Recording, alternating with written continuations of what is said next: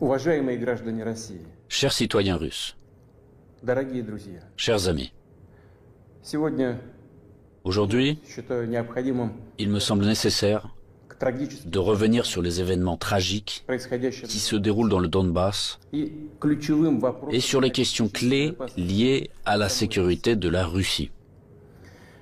Начну с того, о чем говорил. Je vais commencer par ce que j'ai dit dans mon discours du 21 février de cette année. Речь о том, что вызывает у нас Je me réfère à ce qui nous préoccupe particulièrement, о тех à savoir les menaces fondamentales que font peser sur notre pays de manière démesurée et arrogante, pas à pas, année après année, les hommes politiques occidentaux irresponsables.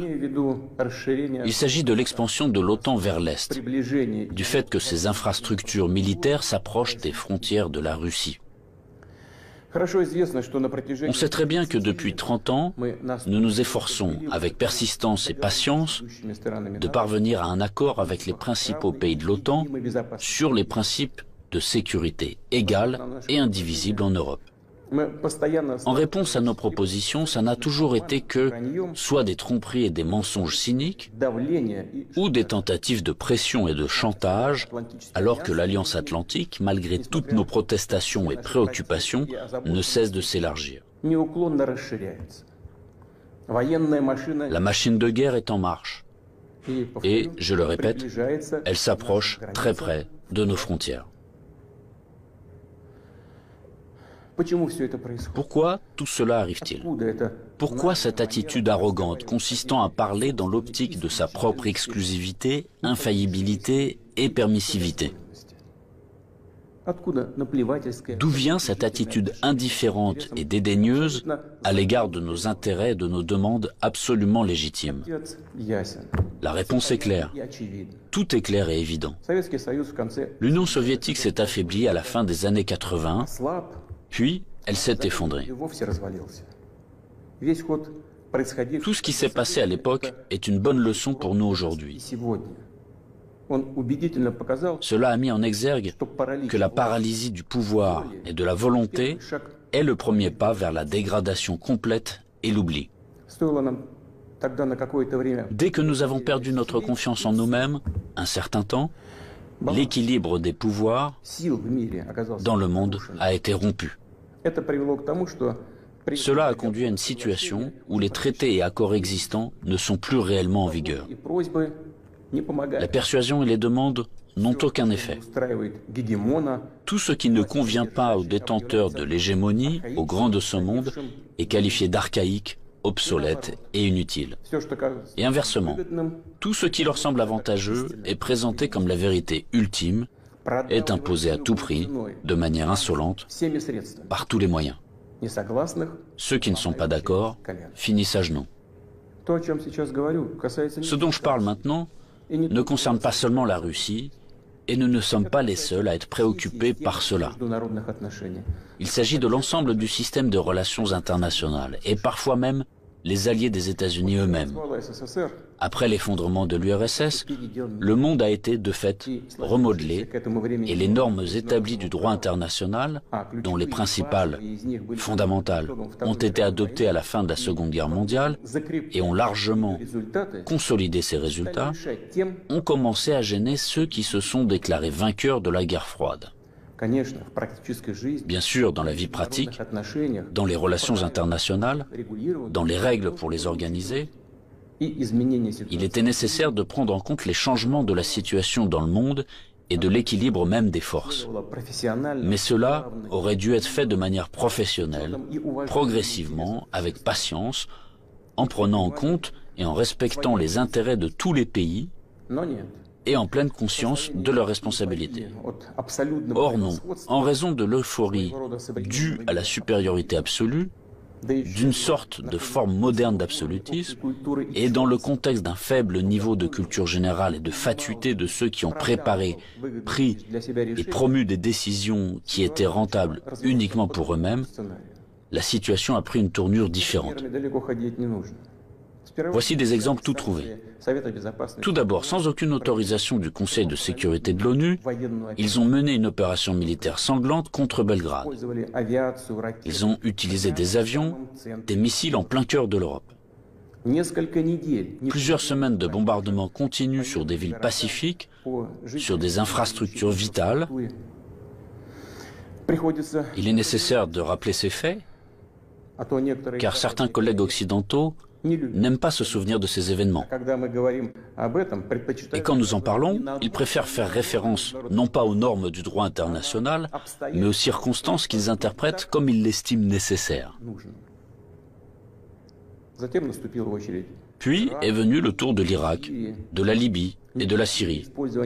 L'utilisation illégitime de la force militaire contre la Libye, la dénaturation de toutes les décisions du Conseil de sécurité de l'ONU sur la question libyenne ont conduit à la destruction complète de l'État, au fait qu'un énorme foyer de terrorisme international est apparu, au fait que le pays s'est trouvé plongé dans une catastrophe humanitaire dans l'abîme de la guerre civile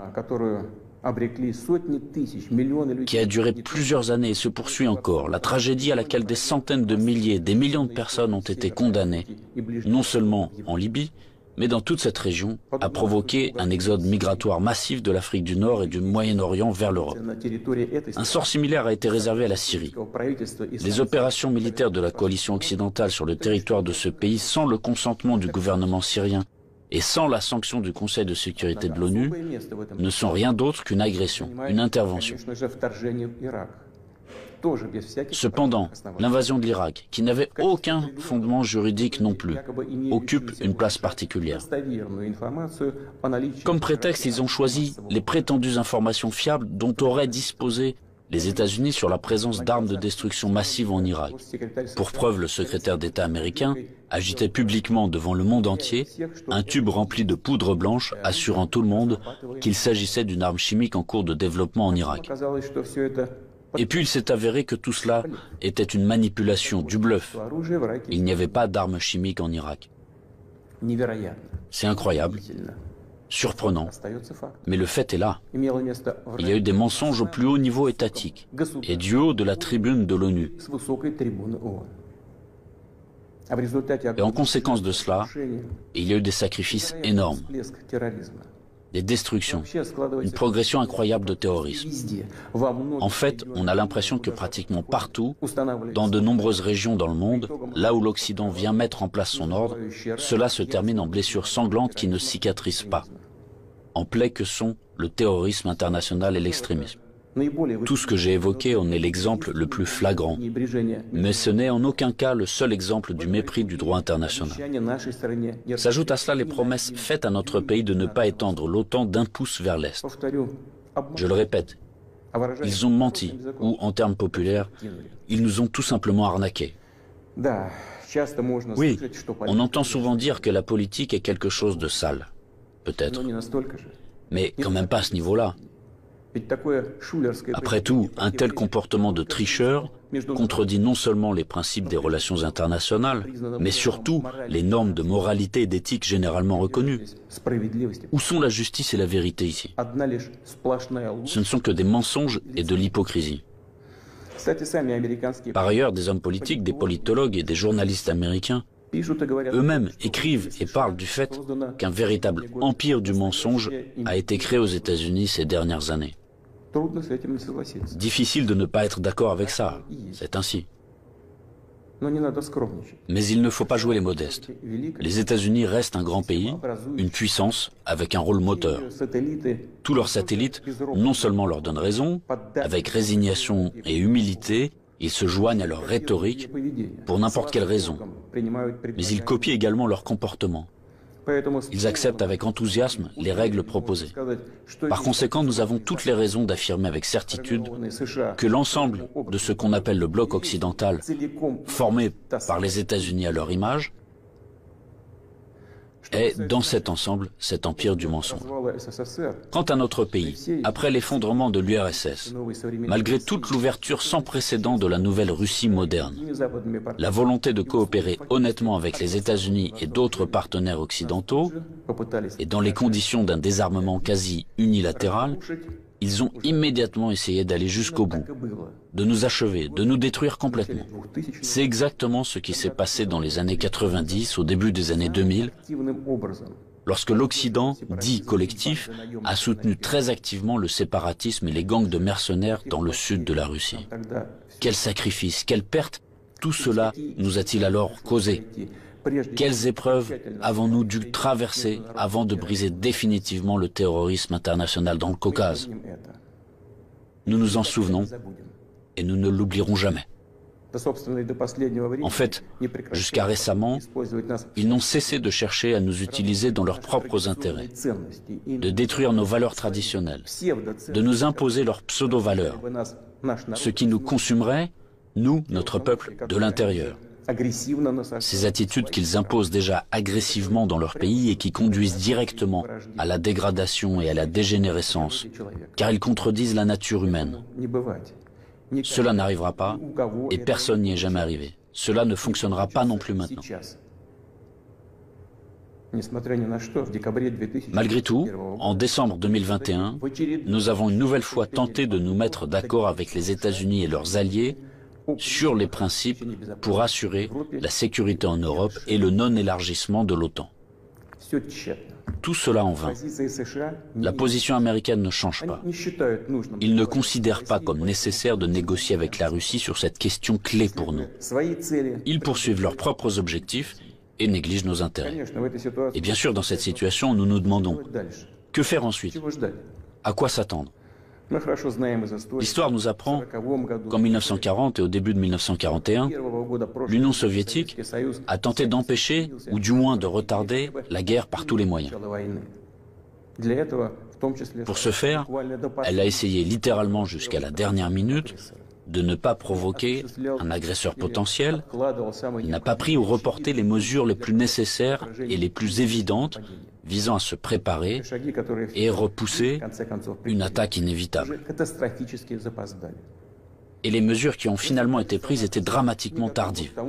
En conséquence, le pays n'était pas prêt à faire face à pleine capacité à l'invasion de l'Allemagne nazie qui attaquait notre patrie sans déclaration de guerre le 22 juin 1941. L'ennemi a été arrêté, puis écrasé, mais à un coût colossal. La tentative d'amadouer l'agresseur à la veille de la Grande Guerre patriotique s'est avérée être une erreur qui a coûté cher à notre peuple. Au cours des premiers mois de la guerre, nous avons perdu de vastes territoires stratégiquement importants et des millions de personnes. Nous ne ferons pas une telle erreur une deuxième fois. Nous n'en avons pas le droit. Ceux qui revendiquent la domination mondiale publiquement, en toute impunité et, je le souligne, sans aucune justification, nous déclarent, nous, la Russie, leur ennemi. En effet, ils disposent aujourd'hui de grandes capacités financières, scientifiques, technologiques et militaires.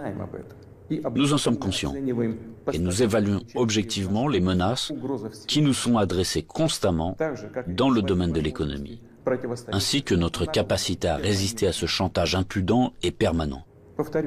Je le répète, nous les évaluons sans illusion, de manière très réaliste. En ce qui concerne le domaine militaire, la Russie moderne, même après l'effondrement de l'URSS et la perte d'une grande partie de son potentiel, est aujourd'hui l'une des puissances nucléaires les plus fortes du monde, et elle dispose en outre d'avantages en ce qui concerne un certain nombre d'armes de pointe. Il ne devrait donc faire aucun doute qu'une attaque directe contre notre pays entraînerait une défaite et des conséquences désastreuses pour tout agresseur potentiel. Cependant, les technologies, y compris en matière de défense, évoluent rapidement. Le leadership dans ce domaine a changé et changera encore demain, tandis que la conquête militaire des territoires adjacents à nos frontières, si nous laissons cela se produire, se poursuivra pendant des décennies, ou peut-être pour toujours. Et cela constituera une menace toujours plus grande et totalement inacceptable pour la Russie.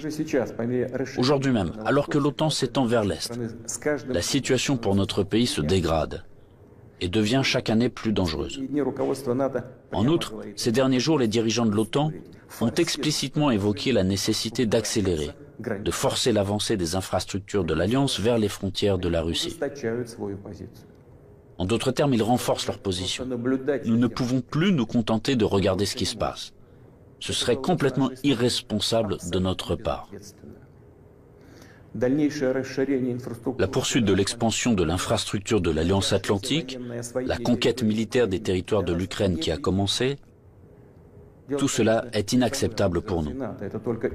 Le problème, bien sûr, ce n'est pas la structure de l'OTAN elle-même. Elle n'est qu'un instrument de la politique étrangère des États-Unis. Le problème est que sur les territoires qui nous sont adjacents, je vous le fais remarquer, sur nos propres territoires historiques, une anti-Russie est en train d'être créée, qui a été placée sous un contrôle extérieur total, qui est colonisée de manière active par les forces armées des pays de l'OTAN, et où il y a un afflux d'armes les plus modernes. Pour les États-Unis et leurs alliés, il s'agit de ce qui est qualifié de politique de dissuasion de la Russie, de dividendes géopolitiques évidents. Et pour notre pays, c'est finalement une question de vie ou de mort. La question de notre avenir historique en tant que peuple. Ce n'est pas une exagération, c'est la vérité. C'est une menace réelle, non seulement pour nos intérêts, mais pour l'existence même de notre État, pour sa souveraineté. C'est cette même ligne rouge dont on a parlé à plusieurs reprises. Ils l'ont franchie. Par conséquent, il faut parler de la situation dans le Donbass. Nous voyons que les forces qui ont effectué un coup d'État en Ukraine en 2014 ont pris le pouvoir et le conservent, de fait, à l'aide de procédures électorales décoratives et ont finalement renoncé à un règlement pacifique du conflit. Pendant 8 années infiniment longues, nous avons fait tout notre possible pour que la situation soit résolue par des moyens pacifiques et politiques. Tout cela en vain. Comme je l'ai dit dans mon précédent discours, on ne peut pas regarder sans compassion ce qui se passe là-bas. Il n'était tout simplement plus possible de supporter tout cela. Il était nécessaire de mettre fin immédiatement à ce cauchemar, au génocide des millions de personnes qui y vivent, dont le seul espoir est la Russie, dont le seul espoir est en nous. Ce sont ces aspirations, ces sentiments, la douleur des gens qui ont été pour nous le principal motif pour décider de reconnaître les républiques populaires du Donbass. Voilà ce qui me paraît important de souligner davantage. Les principaux pays de l'OTAN, pour parvenir à leurs propres objectifs, soutiennent en Ukraine les nationalistes extrêmes et les néo-nazis, qui à leur tour ne pardonneront jamais aux Criméens, aux habitants de Sébastopol, leur libre choix, à savoir la réunification avec la Russie. Bien sûr, ils iront en Crimée, tout comme dans le Donbass, portant la guerre, afin de tuer, tout comme les punisseurs des gangs de nationalistes ukrainiens, complices d'Hitler pendant la Grande Guerre patriotique, qui massacraient des personnes sans défense. Et ils déclarent aussi ouvertement revendiquer un certain nombre d'autres territoires russes. Tout le cours des événements et l'analyse des informations reçues montrent que l'affrontement de la Russie avec ses forces est inévitable. Ce n'est qu'une question de temps. Ils se préparent, ils attendent le moment favorable. Maintenant, ils revendiquent également la possession d'armes nucléaires. Nous ne laisserons pas faire ça. Comme je l'ai déjà mentionné auparavant, après l'effondrement de l'URSS, la Russie a accepté de nouvelles réalités géopolitiques. Nous respectons et nous traiterons avec respect tous les pays nouvellement formés dans l'espace post-soviétique. Nous respectons et respecterons leur souveraineté, comme en témoigne l'aide que nous avons apportée au Kazakhstan, qui a fait face à des événements tragiques et à un défi lancé à son statut d'État et à son intégrité. Mais la Russie ne peut pas se sentir en sécurité, se développer, exister avec une menace constante venant du territoire de l'Ukraine contemporaine. Je rappelle que dans les années 2000-2005, nous avons riposté militairement aux terroristes du Caucase, défendu l'intégrité de notre État, préservé la Russie. En 2014, nous avons soutenu les Criméens et les résidents de Sébastopol. En 2015, nous avons utilisé les forces armées pour mettre un obstacle sûr à l'infiltration de terroristes de Syrie en Russie. Nous n'avions pas d'autre moyen de nous protéger. La même chose se produit à l'heure actuelle. On ne nous a tout simplement pas laissé d'autres possibilités de protéger la Russie, notre peuple, à l'exception de celles que nous devrons utiliser aujourd'hui. Les circonstances exigent que nous prenions des mesures décisives et immédiates. Les républiques populaires du Donbass ont demandé de l'aide à la Russie. À cet égard, conformément à l'article 51, partie 7 de la Charte des Nations Unies, conformément à l'autorisation votée par le Sénat de la Fédération de Russie et en application des traités d'amitié et d'assistance mutuelle avec la République populaire de Donetsk et la République populaire de Lugansk, ratifiés par l'Assemblée fédérale le 22 février dernier, j'ai décidé de mener une opération militaire spéciale. Son objectif est de protéger les personnes qui souffrent des abus et du génocide de la part du régime de Kiev depuis 8 ans. À cette fin, nous nous efforcerons de démilitariser et de dénazifier l'Ukraine et de poursuivre en justice ceux qui ont commis des crimes nombreux et sanglants contre des civils, y compris des citoyens de la Fédération de Russie. Dans le même temps, nous ne planifions pas d'occuper des territoires ukrainiens. Nous n'avons pas l'intention d'imposer quoi que ce soit à qui que ce soit par la force. Cependant, nous entendons de plus en plus souvent dire en Occident que les documents signés par le régime totalitaire soviétique qui instaurèrent les résultats de la Seconde Guerre mondiale ne devraient plus être appliqués. Eh bien, quelle est la réponse à cette question? Les résultats de la Seconde Guerre mondiale sont sacrés, tout comme les sacrifices de notre peuple sur l'autel de la victoire sur le nazisme. Et cela ne contredit pas les hautes valeurs des droits de l'homme et des libertés fondées sur les réalités de toutes les décennies d'après-guerre. Cela n'annule pas non plus le droit des peuples à l'autodétermination stipulé par l'article 1er de la Charte des Nations Unies.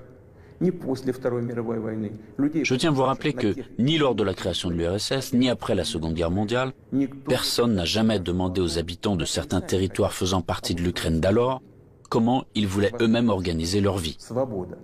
Notre politique est fondée sur la liberté de choix permettant à chacun de déterminer en toute indépendance son propre avenir et celui de ses enfants. Et nous considérons qu'il est important que ce droit, le droit de faire son choix, puisse être exercé par tous les peuples vivant sur le territoire de l'Ukraine contemporaine, par tous ceux qui le souhaitent. À cet égard, je m'adresse également aux citoyens ukrainiens. En 2014, la Russie a été obligée de protéger les habitants de Crimée et de Sébastopol de ceux que vous traitez vous-même de nazis. Les habitants de Crimée et de Sébastopol ont choisi de rejoindre leur patrie historique, la Russie, et nous l'avons soutenu. Je le répète, il était tout simplement impossible de faire autrement. Les événements d'aujourd'hui ne sont pas liés à la volonté de porter atteinte aux intérêts de l'Ukraine et du peuple ukrainien. Ils sont liés à la nécessité de protéger la Russie elle-même contre ceux qui ont pris l'Ukraine en otage et tentent de l'utiliser contre notre pays et son peuple. Je le répète, nos actions relèvent de l'autodéfense, contre les menaces qui pèsent sur nous et contre un désastre encore plus grave que celui d'aujourd'hui. Aussi difficile que cela puisse être, je vous demande de le comprendre et je vous appelle à la coopération pour tourner au plus vite cette page tragique et avancer ensemble, pour ne permettre à personne de s'immiscer dans nos affaires, dans nos relations, mais les développer de manière indépendante, afin que cela réunisse les conditions nécessaires à la résolution de tous les problèmes et, malgré l'existence de frontières entre les États, nous renforcerait de l'intérieur comme si nous ne formions qu'un. Je crois en cela. Je crois que tel est notre avenir.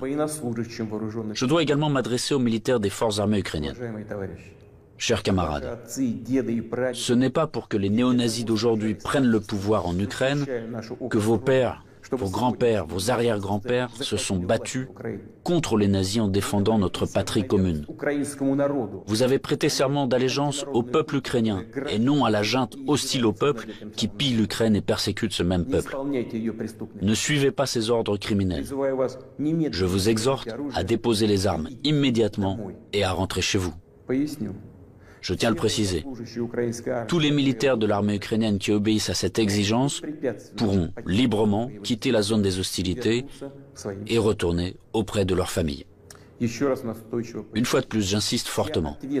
Toute responsabilité pour une éventuelle effusion de sang reposera entièrement sur la conscience du régime au pouvoir sur le territoire de l'Ukraine. Maintenant, quelques mots importants, très importants, pour ceux qui seraient tentés de s'ingérer dans les événements en cours. Quiconque essaiera d'interférer contre nous, et plus encore de créer des menaces pour notre pays, pour notre peuple, doit savoir que la réponse de la Russie sera immédiate et mènera à des conséquences auxquelles vous n'avez jamais fait face dans votre histoire. Nous sommes prêts à n'importe quelle évolution de la situation. Toutes les décisions nécessaires à cet égard ont été prises. J'espère être entendu. Chers citoyens russes, le bien-être, l'existence même d'États et de peuples entiers, leur succès, leur viabilité, trouvent toujours leur origine dans le puissant système des racines englobant leur culture et leurs valeurs. L'expérience et les traditions de leurs ancêtres, et bien sûr, dépendent directement de la capacité à s'adapter rapidement à une vie en constante évolution, de la cohésion de la société, de sa volonté de se consolider, de rassembler toutes les forces pour aller de l'avant. Les forces sont toujours nécessaires, toujours. Mais la force peut être de qualités diverses. La politique de l'empire du mensonge que j'ai évoquée au début de mon intervention repose avant tout sur la force brutale et directe. Dans de telles situations, nous disons, quand il y a de la force, pas besoin d'avoir quelque chose dans la tête. Or, nous savons que la vraie force réside dans la justice et la vérité, qui sont de notre côté. Et s'il en est ainsi, alors il est difficile de ne pas être d'accord avec le fait que c'est la force et la volonté de se battre qui sont les fondements de l'indépendance et de la souveraineté, les fondations nécessaires et uniquement sur lesquelles on peut construire son avenir de manière fiable, construire sa maison, fonder sa famille, sa patrie. Chers compatriotes, je suis convaincu que les soldats et les officiers des forces armées russes fidèles à leur pays accompliront leur devoir avec professionnalisme et courage. Je ne doute pas que tous les niveaux du pouvoir et les spécialistes responsables de la stabilité de notre économie, du système financier et du domaine social, ainsi que les dirigeants de nos entreprises et tous les milieux d'affaires russes travailleront d'une manière harmonieuse et efficace. Je compte sur une position consolidée patriotique de tous les partis représentés au Parlement et des forces publiques. Après tout, comme cela a toujours été dans l'histoire, le destin de la Russie se trouve entre les mains fiables de notre peuple multinational. Cela signifie que les décisions adoptées seront exécutées, que nos objectifs seront atteints et que la sécurité de notre patrie sera garantie d'une manière sûre. Je crois en votre soutien et en la force invincible que nous donne l'amour de la patrie.